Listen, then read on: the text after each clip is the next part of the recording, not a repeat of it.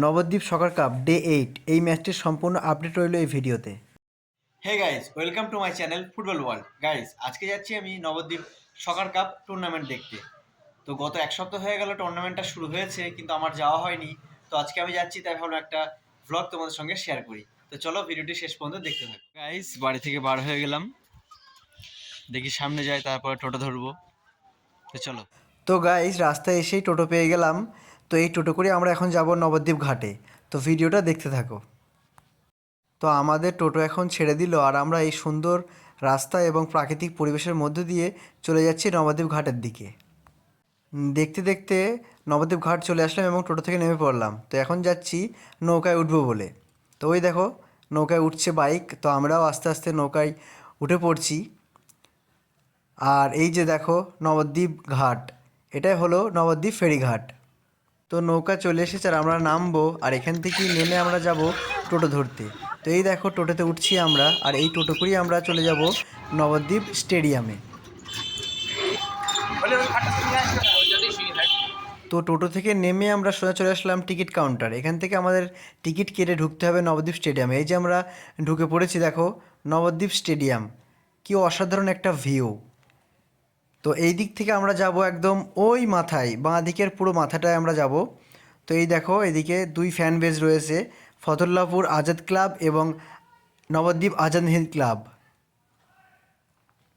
তো এই তো আমরা এখন গ্যালারিতে উঠছি, আর এইখান থেকে আজকে আমরা ম্যাচটা সম্পূর্ণ দেখব।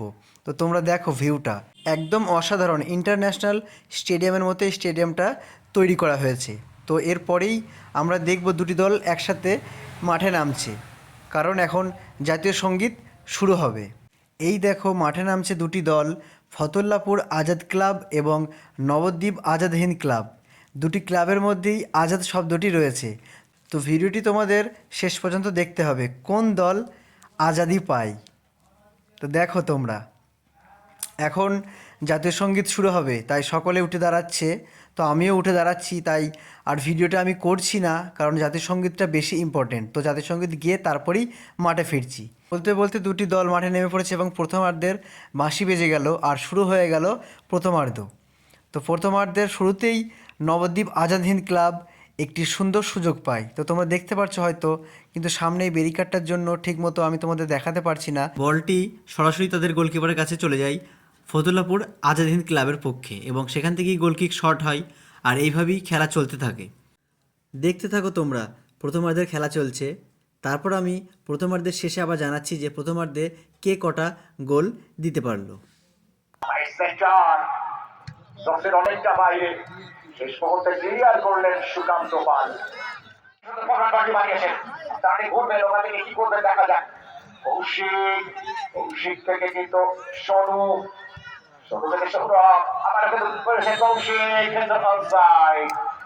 তো বলতে বলতে প্রথমার্ধ শেষ হয়ে গেল, আর প্রথমার্ধে দুটি দলই কেউই গোল করতে পারেনি। তো দ্বিতীয়ার্ধের শুরু হওয়ার আগে আমি তোমাদের নবদ্বীপের যে স্টেডিয়ামটি রয়েছে সেই স্টেডিয়ামটির একটু ভিউ তোমাদের সামনে তুলে ধরলাম। তো তোমরা দেখো নবদ্বীপের স্টেডিয়াম, ফুটবল স্টেডিয়াম, যে স্টেডিয়ামটার নাম হলো নবদ্বীপ বিবেকানন্দ স্টেডিয়াম। এই স্টেডিয়ামে আসতে গেলে তোমাদের নবদ্বীপ ধাম স্টেশনে নেমে 2 মিনিটের পায়ে হেঁটে তোমরা পৌঁছে যাবে নবদ্বীপ বিবেকানন্দ স্টেডিয়াম। তো দেখো আবার দ্বিতীয়ার্ধ শুরু হয়ে গেছে, আর দ্বিতীয়ার্ধে দেখা যাক কীরকম খেলা হয়। তো প্রথমার্ধে যে খেলাটি তারা আমাদের দর্শকদের উপহার দিল, এই খেলায় খুব একটা দর্শকরা আনন্দিত হতে পারেনি। তো দেখা যাক দ্বিতীয়ার্ধে তারা কেমন খেলা আমাদের উপহার দিতে পারে। চলছে দ্বিতীয়ার্ধের খেলা, তো তোমরা খেলাটি দেখো।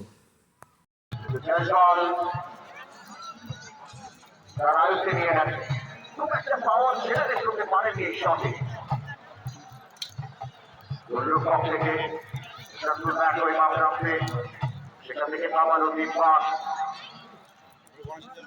আর এই কথা বলতে বলতে দ্বিতীয় লাকি উইনারকে কিন্তু আমরা পেয়ে গেছি